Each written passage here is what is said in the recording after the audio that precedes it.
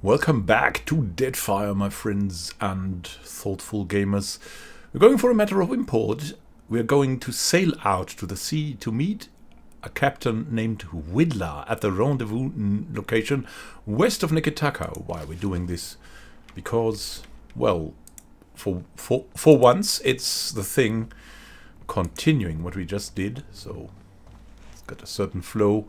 The other thing is that we have spent so much time in the dungeons that we would be thankful for a breath of fresh air, maybe. We've been sailing a bit, but not too much, and we've spent so much time down there with all the zombies and ghosts that, like a fresh sea breeze, is certainly something inspiring to go for. So we'll see if we can leave the place.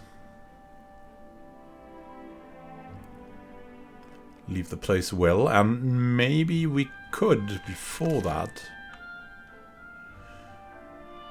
look to our shipwright, because we get a bonus there. We helped him one time, and now we can get a bonus.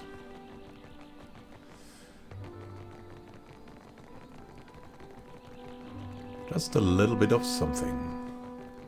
And we're running over there. Come on.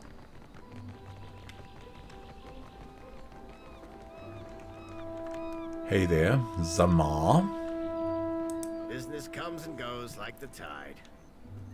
What can I do for you? Zamar fluffs up his beard and winks at you. Oh, come take a look. Yeah, we'll have a look. We could buy something else. A Voyager. We just gave it back to him and now it's disappeared. What? Let's try that again. I just wanted to look at the Voyager. No, it's gone. It's disappeared probably to the end of this. Yeah, here we go. So that has a minimum crew of 5, a hull health of 60. Opposed to our 50, I think. A sail health of 25. No, I just want to improve our ship first, I think. So let's actually refill the ship supplies. And that's something we want to do. And other than that, we should be okay, right? Right? Let us see.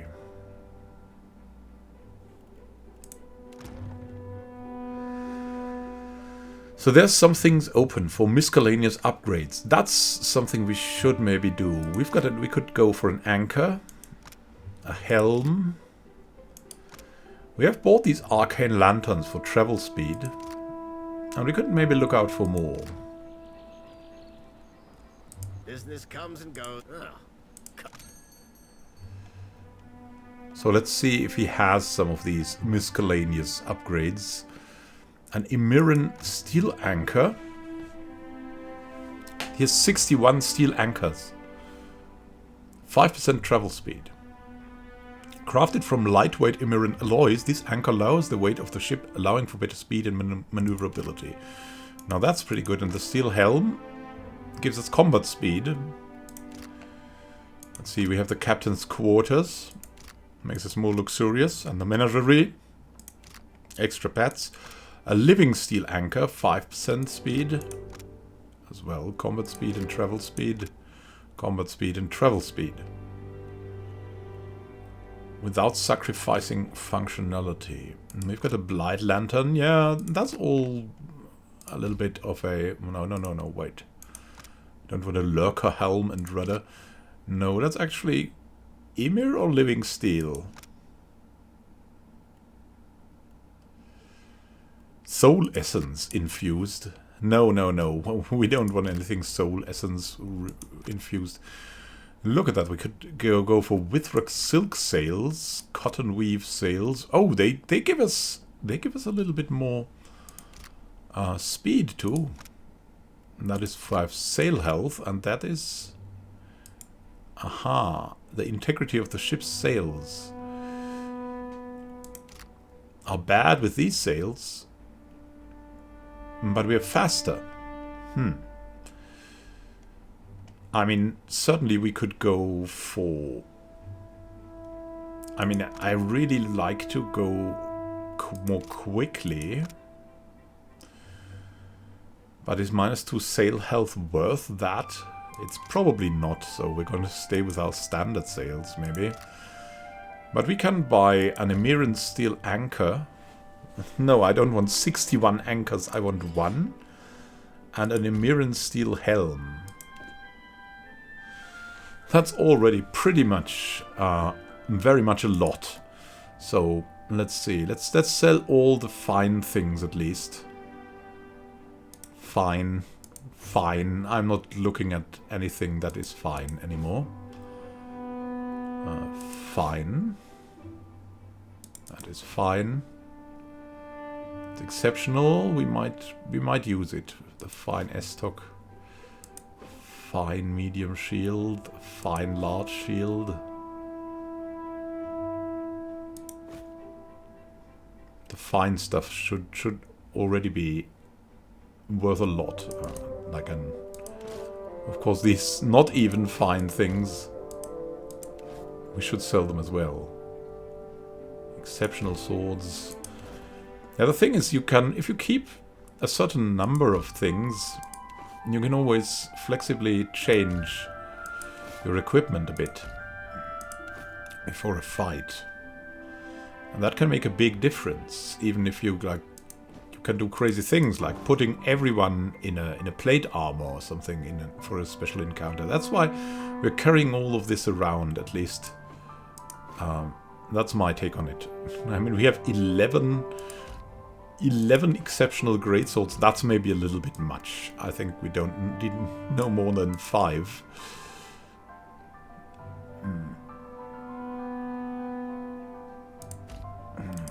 Medium shields, talons, awakened wood. I want to keep these, but not the battle axes, or the maces, or the Xorib skirmisher spears, or the quarter stuffs of these. The fine warhammer can go. A Lagufath stiletto, and 9 clubs. Yeah, we're not English. We don't need 9 clubs. Not that I have anything against clubs, but 9 clubs are a little bit much.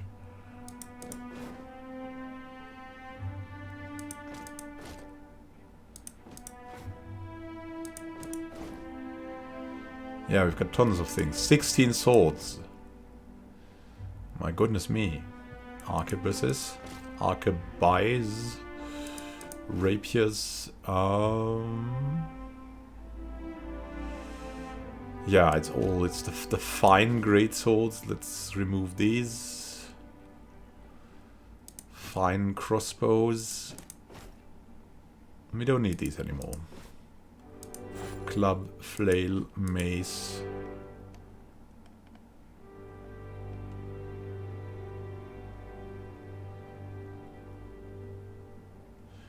Yeah. That should be fine. That should be fine. So we're paying a bit. Let's look at the ship. We've got ship equipment here. You've got the Emerald Steel Anchor and the Emerald Steel Helm. That makes our ship even faster, which is of course extremely good.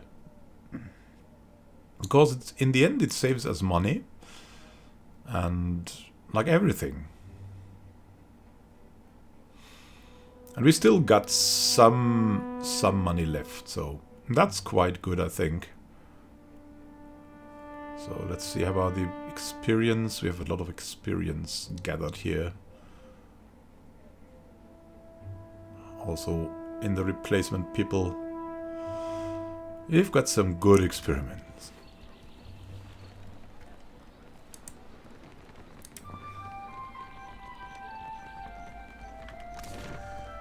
And now, oh yeah, sail away, dream our dream. sailed far to come here. Yeah. We have. Leave the city by sea.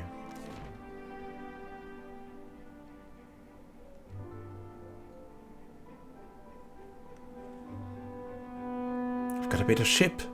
Yay. I mean, it's not better at fighting, but we don't want fighting anyway. So, where's that spot? West. Aha. Sayuka. That's here. And there's Rock Stomper Rodul. Let me see. Wasn't Rock Stomper Rodul the one we were supposed to hunt? No. Actually not. It was the one we were afraid of. That was it.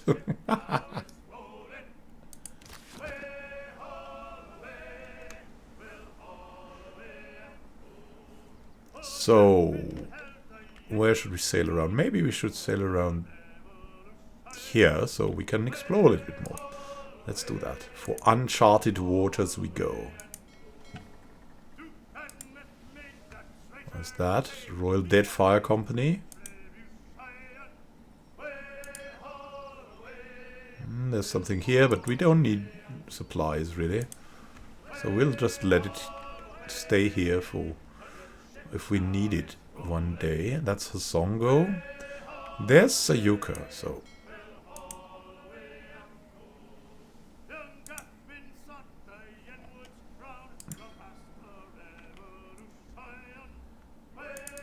Yeah, I'm quite... The sea seems fair, but something shifts on the horizon. What? Just out of nothing. What is that? The Deadfire Sea is calm, and the Defiant cuts smoothly across its surface, gulls trailing in the craft's wake.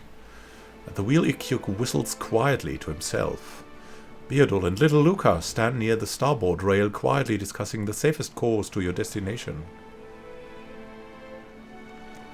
The Defiant creaks as it crosses the waves. Anything I need to know about little Luca? With a shake of the head, and the navigator shoots you a grin. Nay, Captain, sailing smooth, just working out the how best to chart us. Beardol chuckles, cause if you had a mind to gorgeous sea like this, I don't think a kith aboard would say no to an open cask of grog. Little Luca grins in agreement.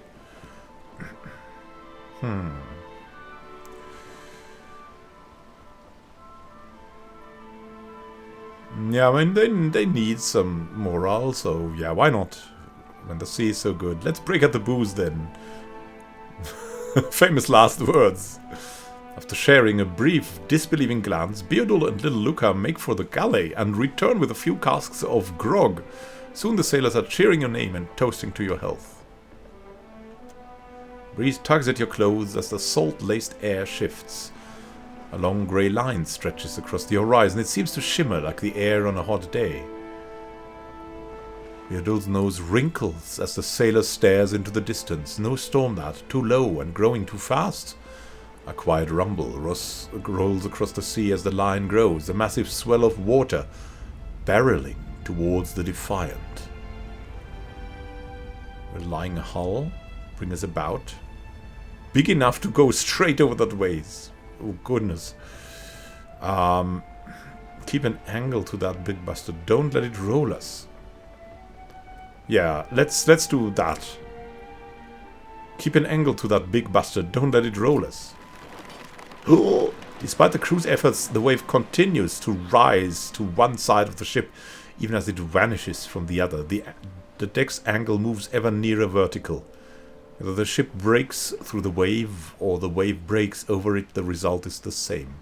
Thousands of gallons of water slamming across the hull with wood-rending force. The swell moves past, leaving the sea having in its wake. As the Defiant steadies, you regain your feet and take stock of the damage. Eothas clings to the wheel like it might try to fly away. What in the good God's name was that? Beardol groans from behind a cargo crate that pinned the poor sailor against the hull. The crew move to bind the mariner's wounds. Ugh. Little Luca frowns out across the calming sea. Came from the southeastern Deadfire, Captain, round Tikawara, if I had to guess. Or the Black Isles. Maybe there was an eruption or quake or something. The Defiant sails on. Oh, that was kind of creepy. So, will be a duel. He will recover, right? Let us see. How is he doing? Yeah, he's injured for 9 days.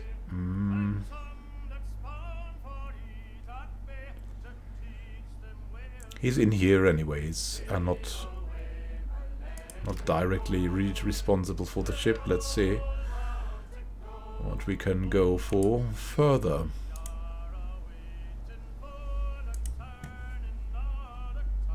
There's Sayuka. That's where we have to meet that captain. There's also a burial site. Now, Sayuka. What will it look like?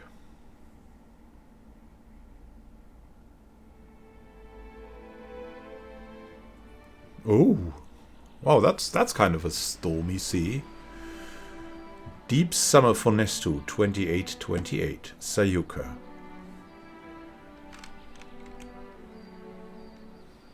Wow. Are these trees? What are these trees? Look at that. What is going on here? Did I learn the effects of seawater temperature? What? Let me start by saying it was an accident. What are they doing? Okay. These two seem to expect something from us, maybe. Let's see. Hey there. You are welcome in Sayuka, traveler, as surely as the winds stir the sea. The young Juana woman gives you a sunny smile that shows every one of her pointed teeth. No. How many times must I demonstrate the proper way to greet a visitor? The undersecretary makes emphatic chopping motions with his hand, a snarl curling his thin lips. I say, I must have forgotten again. Will you remind me of the line, Undersecretary? We say clear skies, traveler. Simple, elegant, and no smiling. Do you understand, Greeter Tebe? Can you repeat it once more? I want to make sure I've got it. Tebe turns wide, innocent eyes on the undersecretary. The undersecretary opens his mouth to speak, but his expression abruptly clouds. He shoots a scowl at Tebe and elects instead not to dignify her joke at his expense. Questions, traveler? What can you tell me about Sayuka, Tebe? Sayuka, known to my people as Ribiri, is a colonial outpost of the Royal Deadfire Company. Tebe makes no effort to hide the boredom in her voice. The island of Sayuka is the Royal Deadfire Company's center of engineering research and development in the archipelago. Okay. Our work is directed by Fleet Master Elcga, the youngest Browatian ever to hold the title. Best of her class at the Naval Academy in Tokoa, and a brilliant engineer, our Fleet Master. Pride warms his voice. You forgot to mention the giant sharks, Undersecretary. What, giant sharks? Giant sharks, giant coral, giant trees, Hekira. The only thing not bigger in Sayuka is us Kuana. She chuckles. And I chuckle too. Yeah, so these are the trees. Or are that corals? Small mercy. And the secretary mutters under his breath. No one knows why things grow large in Sayuka, but there are all sorts of theories. Me? I think Galawain smiles on us. Tebe's cheeks glow with a faint blush. The first authentic emotion you've seen cross her face. Superstition is unbecoming of a Royal Deadfire Company officer, Tebe. The undersecretary grunts. I say, it's a lucky thing I'm not one then.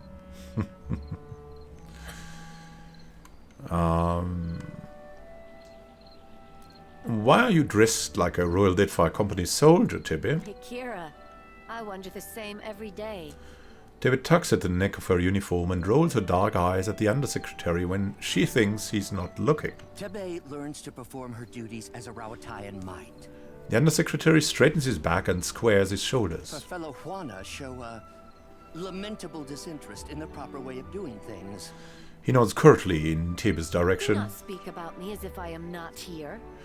And what is an undersecretary exactly? A career sandal sniffer and busybody, so far as I can tell. Tebe shrugs. You ungrateful sag. I am the second in command to Fleet Master Aumaua, the governor of your piddling little island, and I will not be mocked by a smart-mouthed idler like you.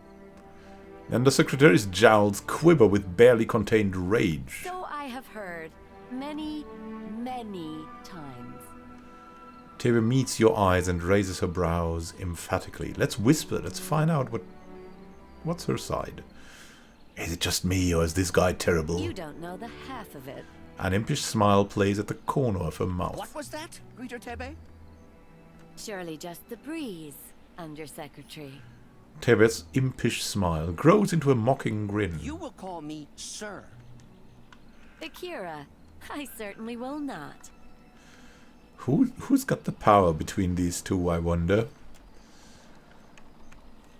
So, let's see. So that was the greeter. There's the fleet master, but we have to find a captain here. A captain. What about these two? This Quoril is not only larger than any I've seen, but stronger too. So it's a Quoril, indeed. Can we see? There's the market. There is a longhouse. And there is a workshop. There's the Fleet Master's quarters, but clear skies. Yeah, that easy. And oh, there's a stray cat. There's something in here. Fish. Bernard. 1 intellect. Okay. And who are you? Is that a trader? You find a man dressed in worn, dirty leather armor. His long, scraggly beard is encrusted with salt. His curling hair has clearly not seen a comb in some time, and the toenails of his bare feet are cracked and torn. The only thing of any value that he carries is an amulet. Oh, greetings. He hesitates a moment before saying more. Might I help you with something? Tell me about yourself. I suppose. He looks at you quizzically, perhaps unsure why you've asked him such a personal question. I was a proud man once. A gold pack knight. Then I took a job and it went poorly. I could no longer stay with the Order after that. His eyes take on a faraway look as he remembers. In the years since, I have wandered the length of the Deadfire, dedicating my life to self-discipline and abstination from worldly distractions. It is only through suffering that the soul becomes strong. You understand? That's it? I see. I hope that you do, young man. So what about yourself? Okay, that's the same. Since I have wandered, I see. hope that you do, young man. Could you teach me what you've learned in your years wandering the I Deadfire? would ask an old man to share his wisdom. Well, I suppose I could.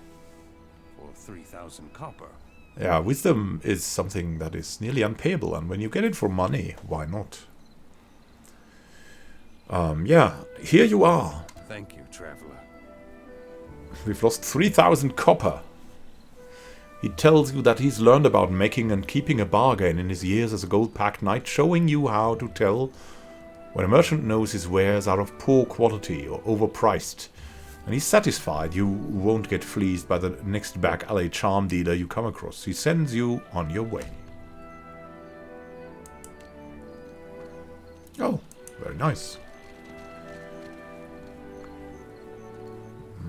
Let's see. Now let's just be straight about this and get into the Fleet Master's quarters too.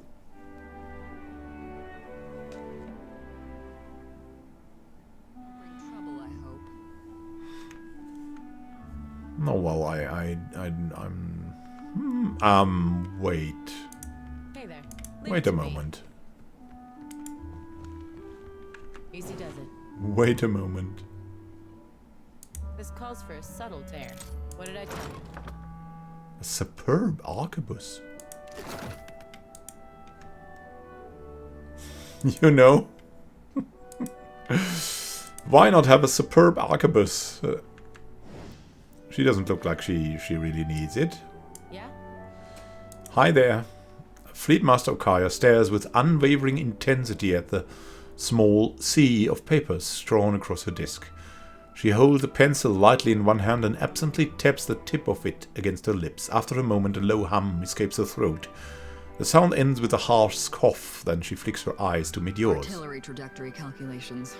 Terribly tedious and lamentably imprecise in a storm. As she chews on the end of a pencil, her grey gaze grows distant, like she's watching something behind you. Yeah, calculating won't help you there. But the numbers distract me. Where are my manners? You must be the watcher the Hazanui sent. Indeed. You found me with a rare spare moment. And who are you then? Did you not read the name on the door before you came in? You do know you're in the office of the Fleet Master, I hope. She knits her brows. Will we mock her a bit? No, we'll explain. It seems like she's like the savant type. I meant, who are you in the general sense? You meant to ask why I'm important enough to have my name on a door. I'm a Fleet Master of the Rawatayan Navy stationed at Sayuka, a research colony of the Royal Deadfire Company.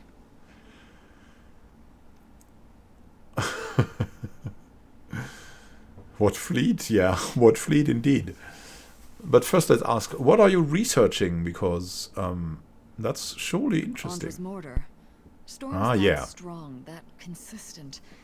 I suspect they're not natural. It's an impressive title One too. unfamiliar with the Rawatayan Navy, perhaps. But mine is an administrative position. Hence the papers. I see to the smooth running of Sayuka. Of course, it'd be a sight easier if there weren't the Quoril to contend with. So, okay, what fleet? I don't see any boats. You misunderstand. I don't command ships. I command this port. Rawatayan vessels docking here are under my protection, but I don't tell them where to go. That's the Hazanui's job. I see. Aumaua nods and looks briefly at her desk, distracted by a table of figures. As she reads, she twirls her pencil between her fingers, stopping briefly to take a few brief notes. She appears to have forgotten you entirely. Well, goodbye. Farewell. What else is there? Let's have a look around. These papers are covered with figures, snippets of poetry, and letters to home. And here, a carefully curated selection of Rawatai's finest spirits. These books' spines are cracked and their pages much dog-eared. Okay, she really lives inside of that office. Probably she never leaves it. And it's very comfy in there, probably, so why not live that way?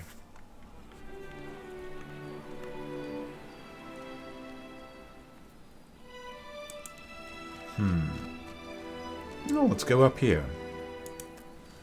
What's here? These beautiful cannons, the brass cannons, and the soldiers, Leave it to me.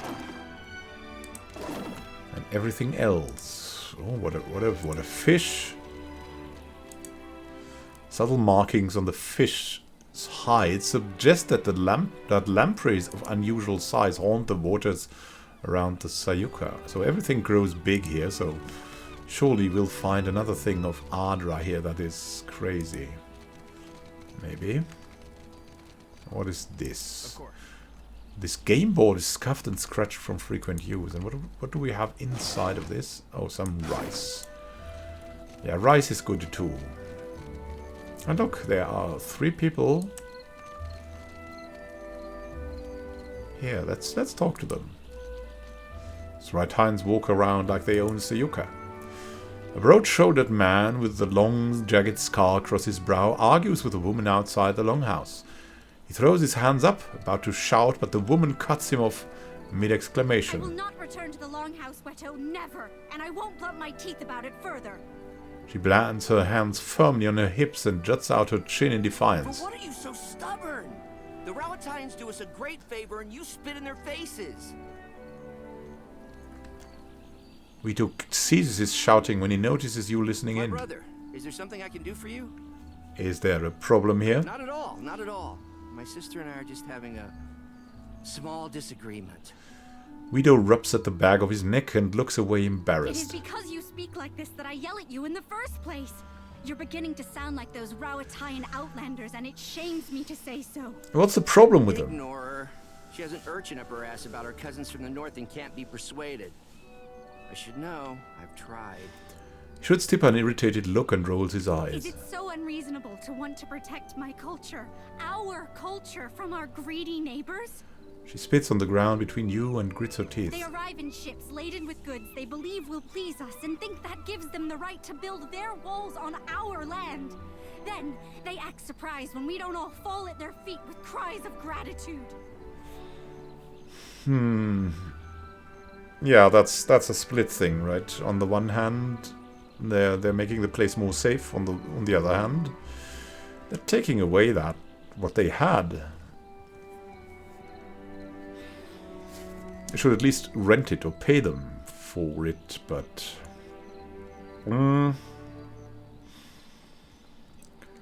Well, she's got some point, at least. She's been a little bit more nice to us. Like, from the looks of it, so...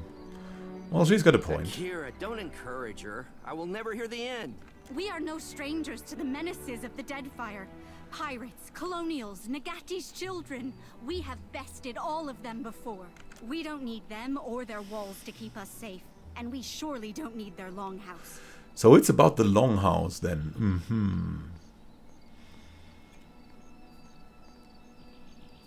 The Huana and Rowatayans are both Aumaua. Why not be allied? Under whose banner?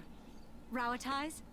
Then we cease to be Huana as surely as if they conquered us. We have the land and resources Rawatai needs, and they have the military might we lack. We share a common ancestor. Why not create a common culture? Together we would be strong. I say, if you truly believe that, then you're a bigger fool than I thought. Guido, why do you support the Rowatayans? We're no strangers to storms. But last year we suffered many powerful ones in quick succession. And our harvest of Koiki fruit was destroyed. Prize share was rationed. Famine loomed. And then the Rowatayans sent ships. Load after load of food. Enough to see us to the next harvest. They could have left us to die. But they didn't. A very good reason. It was only a ploy to make us dependent on them, Akira. We took their food and helping hands, and now we sleep in their buildings and watch the sea from their walls. Well, they helped you not to die, so... What does all of this have to do with the Longhouse? Another of the Rowatayans' tricks. When our huts were destroyed in the storms, they did not rebuild them like they were as we requested. They built this longhouse instead. So yeah, when I understand this right, she complains that they did not only donate food, but they didn't donate exactly as she wanted, and that's bad. Is it? Oh, it's better than nothing, right? Are you not one people? They said. Why do you live divided, each cast apart from the others? They believe they know what's best for us, but how we live is not their business. The Fleet Master says we are weak because we don't work as one. She doesn't see that it's our differences that make the Huana strong. She doesn't want to see it, lest it put the lie to their enterprise here. I mean, she's got a point, but we're really tired of their caste systems. You're all in over your heads. Then leave, Akira. Unless you wish to drown with us both. Tippa sneers and crosses her arms over her chest. She looks away, her teeth clenched. I say, if you have nothing constructive to add and don't intend to help, then take my sister's advice and go. We have cynics aplenty. We will live without one more. Guido squeezes Tippa's shoulder and frowns. She twitches and looks at him from the corner of her eye. Doesn't move to shake him off. My brother, is there something I can do for you? No. Actually, not anymore. I hate to see Tippa and Wedo fight. Yeah, that doesn't really do anything good.